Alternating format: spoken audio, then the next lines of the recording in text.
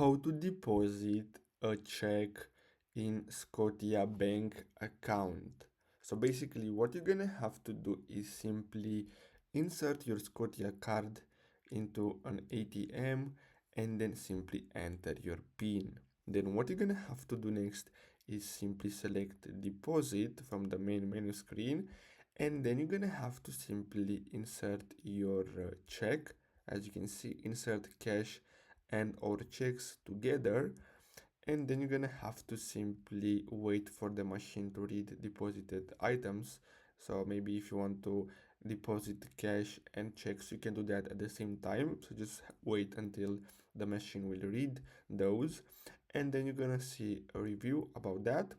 And then what you're gonna have to do next is simply tap on close window, and basically that's it. So I hope you found this video helpful. Thanks for watching.